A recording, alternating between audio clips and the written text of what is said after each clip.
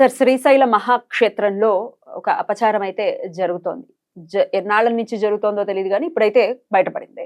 అన్యమత ప్రచారం జరుగుతుంది. ఈ అన్యమత ప్రచారం అనేది సర్వసాధారణంగా ఇళ్లల్లోకి వెళ్ళిపోయి మేము ప్రేయర్స్ చేస్తామని చెప్పేవాళ్ళు ఉంటారు. మైకులెట్టుకొని సండే వచ్చిందంటే ప్రత్యేకంగా ఒక ప్రాంతానికి వెళ్లి చెప్పేవాళ్ళు ఉంటారు. ఇక గుళ్ళ దగ్గర మేజర్ టార్గెట్ ఉంటుంది. దేవస్థానాలు, పుణ్యక్షేత్రాల్లో మేజర్ టార్గెట్‌గా చేసుకుంటూ ఉంటారు. మరి ఇక్కడ శ్రీశైలంలో జరిగింది మరీ విడ్డూరం. సత్రంలోనే ఆ! స్వామికి సంబంధించిన వడ్డేరా సత్రంలోనే అన్యమత ప్రచారాలు చేసేస్తున్నారు. అక్కడే ప్రార్థనలు ప్రార్థనలు. చేసేస్తున్నారు. స్వామికి సంబంధించిన దాంట్లోనేనా? అసలు ఏం జరుగుతుంది అక్కడ? మామూలుగా ఈ ఇళ్ళల మధ్యకి వెళ్తూ ఉంటే ఇవాళ రేపు ఎవరు ఊరుకోట్లా. ఆ! వీడియోలు తీసి రఫ్ అండ్ చాలా టఫ్ ఇస్తున్నారు. అద్భుతమైనటువంటి మార్పు హిందూలో చాలా వచ్చింది వస్తోంది. సమాజం. నిజంగా చాలా చాలా సంతోషదగమైనటువంటి విషయం హిందూ సమాజానికి. అయితే ఇంత వ్యతిరేకంగా ఉన్నప్పటికీ ఇంత ధైర్యంగా స్వామి కొలువై ఉన్నటువంటి ప్రదేశంలో ఈ చేయటాన్ని ఎట్లా చూస్తారు? ఒక ఆధ్యాత్మికవేత్తగా వాట్ ఈస్ యువర్ ఒపీనియన్? అమ్మా ఇక్కడ ధైర్యం లేకపోతే వాళ్ళకు ఉన్నటువంటి సత్తా ఇవన్నీ మాట్లాడడం అనవసరం అమ్మా. వాళ్ళు ఒక అజ్ఞానంలో ఉన్నారు. ఇప్పుడు నేను ఒక విషయం గురించి మాట్లాడతాను. నా గురించి ఎవరో కామెంట్ చేస్తున్నారమ్మా. అసలు నా గురించి నాకన్నా ఎవరికి ఎక్కువ తెలుస్తుంది? అవును. నాకే బాగా తెలుస్తుంది. ఫస్ట్ మన గురించి మనకు తెలుస్తుంది. ఇప్పుడు నిన్ను నేను అబ్యూస్ చేస్తున్నాను. అసలు నేను అలా చేయడానికి పద్మిని ఇలాంటిది అని చెప్పడానికి నాకు తెలిసింది. కానీ నీకన్నా నీ గురించి ఎవరికి బాగా తెలుస్తుంది? అవును, ఎవరికీ తెలియదు. వాళ్ళకు కూడా తెలుసు. ఇప్పుడు సత్తా లేని చేవలేని ఒక పుస్తకం అంటే గ్రంథమేగా. ఇప్పుడు మనం భగవద్గీత గురించి మాట్లాడతాం. దాంట్లో బూతులు ఉన్నాయి, చాలా రకాలు మాట్లాడతారు. కానీ అందులో ఉన్నటువంటి సత్తా ఏంటి అనేది అది చేసి సాధనలో అనుభవిస్తున్నటువంటి కొన్ని కోట్ల మందికి తెలుసు. అది ఒక గ్రంథం బైబిల్. దాంట్లో ఉన్నటువంటి పదాలు వాక్యాలను పట్టుకుని ఏదో ఒక ప్రార్థన, అఫర్మేషన్. ఇప్పుడు నేను ప్రాణిక్ హీలింగ్ మొదలుపెట్టి నేర్చుకున్న మొట్టమొదటి రోజుల్లో ఆయనకి ఆకాశం వైపు చేతులు చూపిస్తూ ఆయన ఇన్వెస్ట్మెంట్ ఆఫ్ యువర్ పీస్, నీ శాంతికి నన్ను ఒక సాధనంగా చేసినందుకు ధన్యవాదాలు అన్నాను. సన్ స్పిరిచువల్ సొసైటీకి ఫౌండర్ని చేశారు, ఆరోగ్యం జనాలకి ఇవ్వడం కోసం. నాకంటూ ఒక లక్ష్యము, ఒక టార్గెట్ ఉంది, దానికి ఒక దిశా నిర్దేశం ఉంది, ప్రోటోకాల్ ఉంది. ఇక్కడ యేసు విషయంలో క్రిస్టియానిటీ వాళ్ళని మనం ఎన్ని మాటలన్నా పాపం తల వంచుకుని తెలుసు వాళ్ళకు కూడా దాంట్లో దమ్మెంత ఉంది సత్యం తెలిసినా కూడా దానికి లోబడిపోయో లేకపోతే పై వాళ్ళ ప్రలోభాలకు వాళ్ళు ఎక్కడ తలంచుకుంటున్నారు సార్? నిస్సిగ్గుగా మాట్లాడుతున్న పాస్టర్లు ఎంతమంది లేరు? పూలు పెట్టుకుంటే బజార్ వాళ్ళు ఆడవాళ్ళు అన్న దరిద్రులు అంత నిస్సిగ్గుగా అంత ఏమనాలి, మగాళ్ళ కింద కన్సిడర్ చేయకూడదు అట్లాంటి మాట. నిన్న ఎక్కడో చూసానమ్మా, యేసు ప్రభుకి పూలదాల వేసి శ్రావణ ఆదివారం వ్రతం. ఇంకెందుకురా ఈ పాటి దానికి మతం మారడం? ఆదివారాలు బాగుండండి అని మనం కూడా చెప్తున్నాం. శ్రావణ మాసం ఆదివారం యేసు వ్రతం అండి. తప్పు అంటే వాళ్ళకి కొంచెం అవగాహన తక్కువ ఉంది. అసలు ఒరిజినల్ గా మేరీ మాత వాళ్ళ మదర్ ఉంది కదా, ఆవిడకి చేస్తుంటే కొంచెం అర్థవంతం. అంటే వచ్చుంటే పాప ఆయనకి చీర కట్టేసి, బొట్టు పెట్టేసి, పూలు పెట్టేసి, గాజులు వేసేసి, మొత్తం కూర్చోబెట్టి వాయనం కూడా ఇచ్చేసేవారు. అంటే వీళ్ళు అజ్ఞానం అమ్మ పాపం. అంటే మనం ఏదైనా చదివితే మనం భారతీయులు అంటేనే జ్ఞానానికి ప్రతీకలు. కానీ వీళ్ళు ఇది వెస్టర్న్ మతం, వెస్టర్న్ కంట్రీస్ నుంచి వచ్చినటువంటి మన వాళ్ళు చాలా అంటే కరుణాకర సుకున కానీ, లలిత్ కుమార్ కానీ, వీళ్ళందరూ దాన్ని ఎడారి మతం అని చాలా రకాలుగా మాట్లాడుతూ ఉంటారు. అయినా సరే వాళ్ళు ఇంకా అంటే దాని గురించి వాళ్ళకి తెలుసమ్మా. బుక్ నిజమేంటి లోపల ఉన్నది దాని గురించి పూర్తిగా చదివిన వాళ్ళకి పూర్తి అవగాహన ఉంటుంది. వీళ్ళు ఆ పూర్తి అవగాహన లేకుండా మిడిమిడి జ్ఞానంతో మాట్లాడుతూ ఉంటారు. వాళ్ళకు కూడా పూర్తిగా తెలియదు దాని గురించి. సాధన పర్ఫెక్ట్గా చేస్తే మెడిటేషన్లో, ధ్యానంలో ఎవరైతే పర్ఫెక్ట్గా కూర్చుంటారో అనుభవాన్ని పొందుతారు. అప్పుడు వాళ్ళకు ఒక క్లారిటీ వస్తుంది, ఇది రైట్ ఆర్ రాంగ్ అని. వాళ్ళు అందులో ప్రారంభంలోనే కూర్చుని దాన్నే పట్టుకుని అలవడిపోతున్నారు. అంటే చెప్పిన మాటలు విన్నారు, మెడిటేషన్ మంచిది, ధ్యానం చేస్తే అద్భుతమైనటువంటి శక్తులు వస్తాయి, ఓ బాగుంది అని ఒక 10 నిమిషాలు చేసే శక్తులు రావు. కానీ వస్తాయేమో అన్న భ్రమతో అలా గడిపేస్తుంది. పర్ఫెక్ట్గా ఎవరైతే సాధన చేస్తారో, అష్టాంగ యోగం చేస్తారో, అంటే అష్టాంగ యోగానికి ఉన్న ప్రథమ సూత్రాలు ఏంటి? ప్రాణాయామ, ప్రత్యాహార, ధారణ, సాధన, సమాధి, ధ్యాన, సమాధి. ఫైనల్ ఎండింగ్ వచ్చేసి సమాధి. ఒక కళ్ళు మూసుకుని నిద్ర పట్టేసిన నేను సమాధిలోకి వెళ్ళిపోయాను అనుకుంటారు కొంతమంది. వీళ్ళు కూడా అంతే. సమాధిలోకి వెళ్ళిపోయి మళ్ళీ మెలకు వచ్చేస్తుంటది. సమాధిలో నుంచి నేను బయటకు గంట సేపు వచ్చేస్తుంది. కూర్చున్నానండి ఉమ్. అంటే నిద్రపోయావు, నువ్వు కూర్చోలే. సమాధిలో కూర్చున్నావు అంటే నీ దగ్గర పవర్ ఉంటుంది, నువ్వేం మాట్లాడక్కలేదు, నీకని జరుగుతాయి. జరుగుతాయమ్మా. అష్టసిద్ధులు వచ్చేస్తాయి. అష్టాంగ యోగం సాధన చేస్తే అష్టసిద్ధులు వస్తాయి. ఉమ్. అది ఎలా తెలుస్తుంది అంటే, నువ్వు అనుకున్నావు ఇలా నేను పద్మినితో మాట్లాడాలి, అది చూస్తే ఫోన్ వస్తుంది. అబాబాబా అలానా? అంటే ఆ వేవ్ లెంత్ అట్లా. నువ్వు అనుకున్నది అది జరిగి తీరుతుంది. నేను సన్ స్పిరిచువల్ సొసైటీ పెట్టాలి నా ప్రథమ లక్ష్యం. నేను ఆ రోజు అనుకున్నాను, పంజాగుట్టలో ఆ మటన్ షాప్ దగ్గర ఒక్క ఆదివారం అయినా ఈ షాపు క్లోజ్ చేసి ఉండడం నేను చూడగలనా అనుకున్నాను ఫస్ట్, నేను సాధనలో ఉన్నప్పుడు. అది 2017లో. అది నాకు 2020లో నెరవేరింది. క్లోజ్ అయిందా? 2020లో మార్చి 22వ తారీఖు నా బర్త్డేకి భగవంతుడు నాకు చూపించినటువంటి గిఫ్ట్ అది. ఒరే నువ్వు ఒక్క పంజాగుట్ట అడిగు, అలా కాదు యావత్ భారతదేశం కూడా చికెన్ షాపులు, మటన్ షాపులు, చేపల షాపులు క్లోజ్. ఇది సాధన చేస్తే.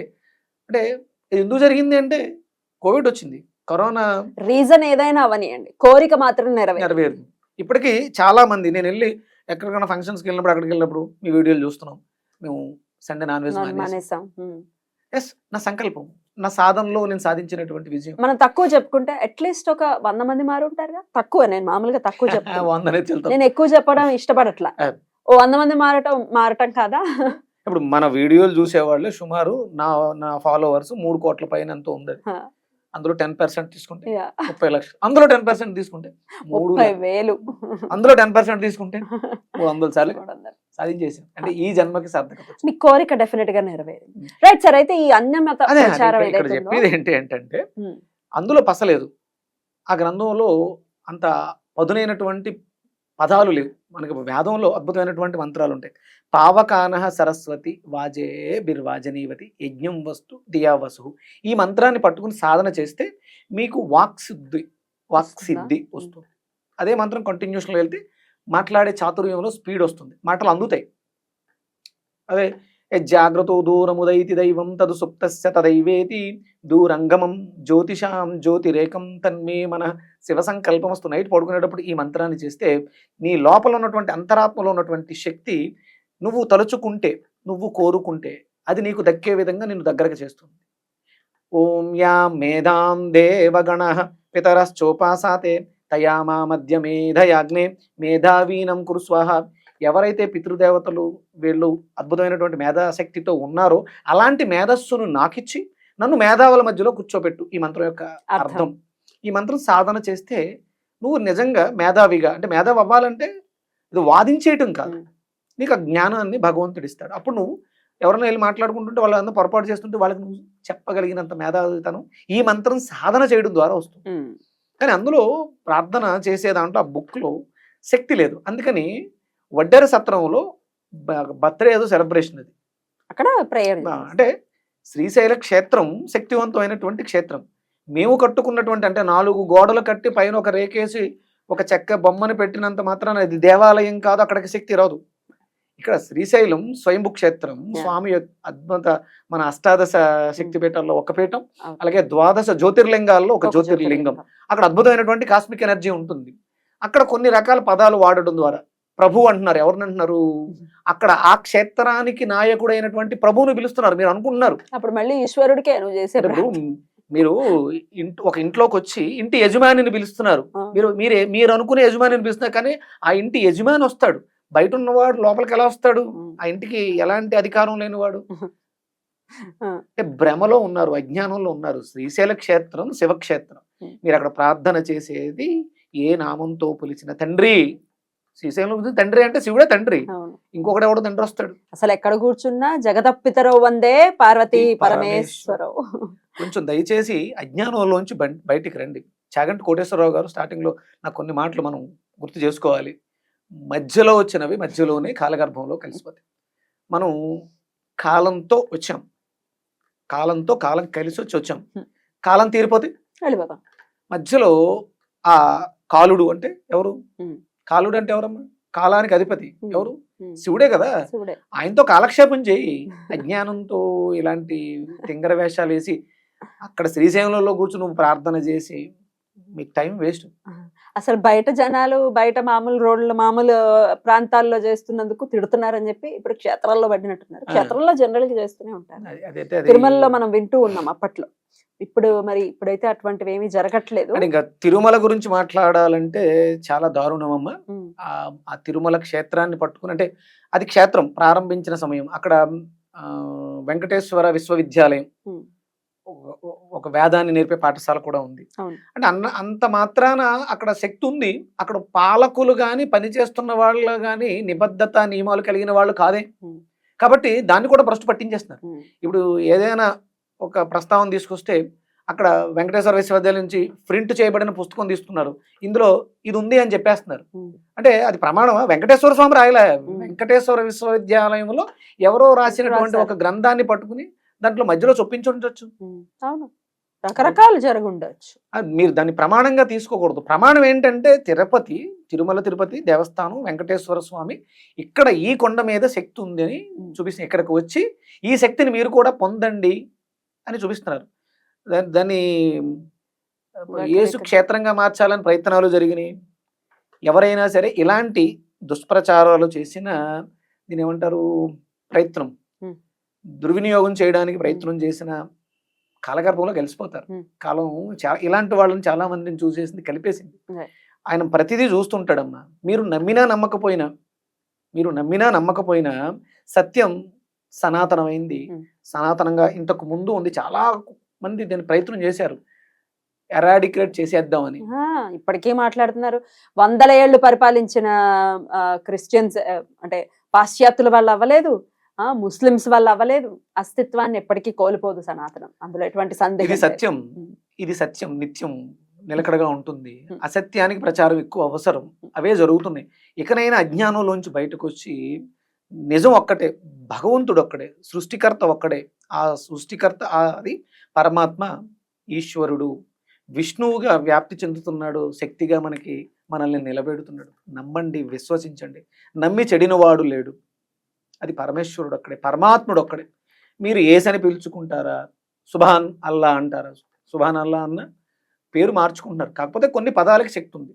సూర్య అనే పదానికి అద్భుతమైన శక్తి ఉంది. ఆదిత్యుడు అంటే ఆదికి ముందు ఉన్నవాడు ఆదిత్యుడు. ఈశ్వరుడు పరమేశ్వరుడు, పరమాత్మ స్వరూపుడు. ఆయనకి నమస్కారం చెప్పాలి తప్ప అజ్ఞానంతో తింగర పనులు చేసి వాళ్ళు నాకు బాధేస్తుంది. కరుణాకర్ గారిని చూసిన లలిత తిడుతూ ఉంటారు. ఆయన అయితే ఆయన ఎవరు, లలిత్ కుమార్ కాదు కాదు, రాధా మనోహర్ దయచేసి చేతులు జోడించి వేడుకుంటున్నాను. ఇలాంటి అజ్ఞానమైన పనులు చేయకండి. తెలుసుకోండి. ఫస్ట్ మీరు భగవద్గీత గురించి తప్పుగా మాట్లాడుతున్నారు, భగవద్గీతలో ఉన్నటువంటి శ్లోకాల గురించి తప్పుగా మాట్లాడుతున్నారు, లేకపోతే హిందూ ధార్మిక గ్రంథాల గురించి తప్పుగా మాట్లాడుతున్నారు. అది చదివిన తర్వాత సాధన చేసి అప్పుడు దాని గురించి విశ్లేషణ చేయండి. ఇది ఇప్పటిది కాదు, ఎప్పటికప్పుడు ఎన్నో బయట పడుతున్నాయి నిగూఢ సాక్ష్యాలు. వాటిని విశ్వసించండి. మనం అందరం ఒక్కటే. ఇప్పుడు ఏదో మేము హిందువులం, మీరు క్రైస్తవులు, మీరు వేరు మేము వేరు కాదు. మీరు ఒక తప్పు దారిలో వెళ్తున్నారు అనే ఇదితో మాట్లాడుతున్నారు. జాలేస్తుంది. ప్లీజ్ జాలిపడమే. ఏం చేస్తాం మరి, పాపం తిట్లు తింటూనే ఉన్నారు. మళ్ళీ వాళ్ళ పొగరు చూపిస్తున్నారు, రకరకాల అంటే పిచ్చి మాటలు మాట్లాడుతూ. కొంతమంది పాస్టర్లు ఏం లేదు, అక్కడున్న వాళ్ళని అట్రాక్ట్ చేయడం కోసం పిచ్చి పిచ్చి మాటలు మాట్లాడుతూ ఉంటారు. మరి కర్మ ఊరికే. నేను మా ఇంటి దగ్గర చూస్తుంటానమ్మా, మా వీధిలో వీళ్ళు ఎక్కువ ఉంటారు. క్రిస్టియన్ కమ్యూనిటీ ఎక్కువగా ఉంటుంది ఊర్లో, అనపర్తిలో. మా ఇంటి ఎదురుగుండా ఒక ఆయన ప్రార్థన చేస్తూ ఉంటాడు ఎవ్రీ సండే. ఓ 2-3 వస్తారు. ఆయన తెగ చెప్తూ ఉంటాడు. పాపం తాపత్రయపడుతూ ఉంటాడు ఏదో మార్చేద్దామని.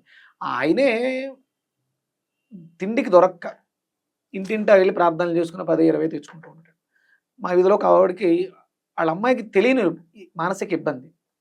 మా అమ్మగారికి కొంచెం ఇలాంటి వాటిలో చాలా స్పీడ్గా ఉంటుంది, 10 మందికి సాయం చేయాలన్నట్టు.